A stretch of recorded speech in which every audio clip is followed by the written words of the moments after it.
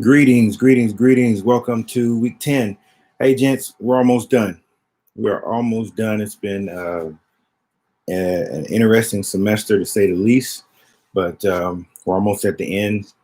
Um, I've been pretty flexible with you guys completing the work. But let's jump right into week 10. This week, uh, excuse me.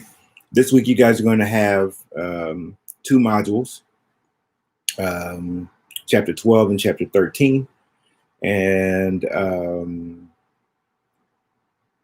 then we'll kind of, the last couple of weeks, we will review a quiz on chapters 10 and 11, and then chapters 12 and 13. And then we'll get ready for our final exam.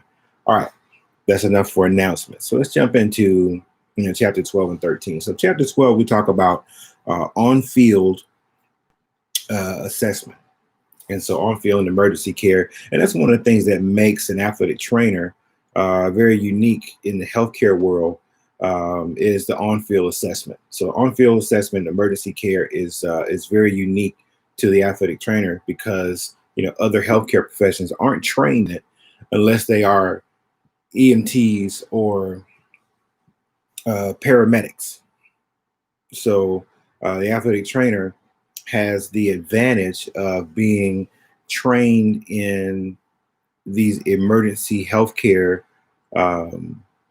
skills and expertise, as well as, injury prevention, rehabilitation. So having this skill set, makes, the athletic trainer very important and viable in the athletic setting because they are there when, something occurs. And so when there's a medical emergency, which, we read about from time to time and hear about on ESPN, where there was a sudden collapse of someone on the football field or basketball court or what have you, that athletic trainer is there to respond, in that emergency situation. So whether it be with CPR, first aid, what have you, those are very important components to the athletic training, the sports medicine team, and for, athletics and sport in general, especially those high risk sports where you have potential for a life threatening injury, every play. So very, very important. And then as you progress on to chapter 13,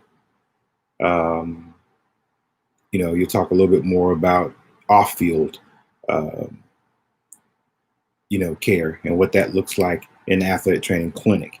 And so one of the things I want you to get from these next, if you haven't picked it up or gotten to it already this semester, is that the athletic trainer is a clinician, a medical professional, and they treat patients in an athletic training clinic, and to try to develop your language, as we move forward. So in the past, and you still hear it, on Saturdays and Sundays, more so on Saturdays, at the collegiate level. Oh, here comes the trainer.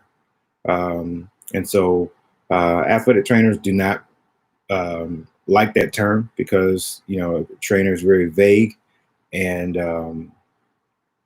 trainer could mean anything.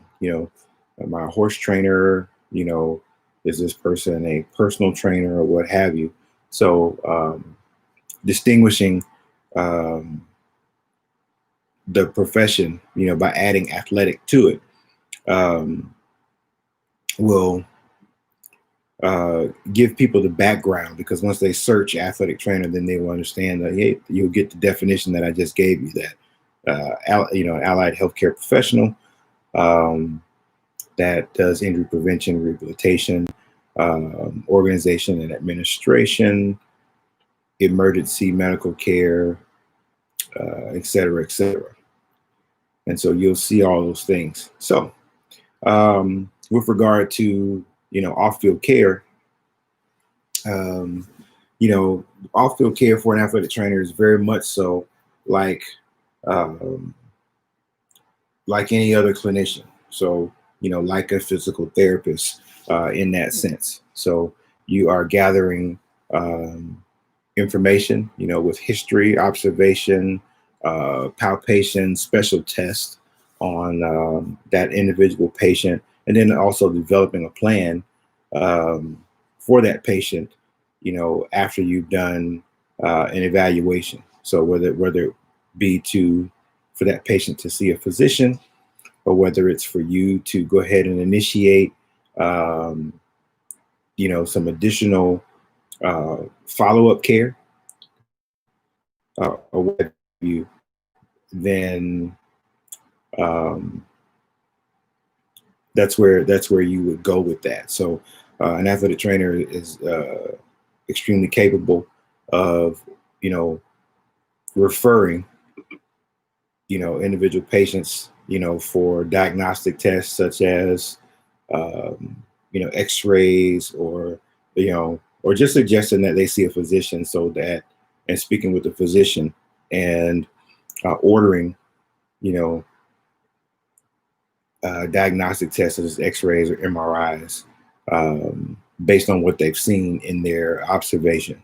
And so the uniqueness of the athletic trainer in this situation is having been there likely been there when the patient was injured. You have all of the pertinent history.